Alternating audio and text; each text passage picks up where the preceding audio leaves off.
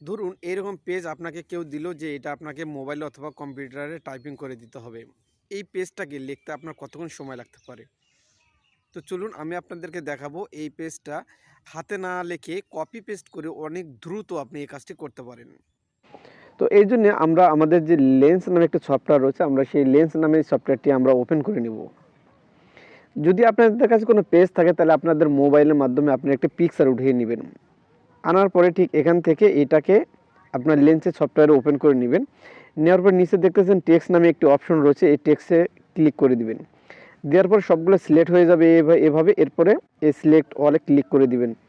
দেওয়ার পরে এই যে কপি টেক্সট রয়েছে, এই কপি টেক্সটে আপনারা একটা ক্লিক করে দিবেন। তো ধরুন আমি এখান থেকে আমার এই যে নোটপ্যাডে আমি আপনাকে একটি কপি করে দেখাচ্ছি। নতুন একটা উইন্ডো নিলাম, এরপরে এই যে পেজটা ক্লিক করে দিলাম। ঠিক যেভাবে ওখানে দেখলেন ঠিক সেইভাবে কিন্তু এখানে এই লেখাটা চলে আসলো। সো এইরকম মজার টিপস পেতে অবশ্যই আমাকে ফলো করতে পারেন।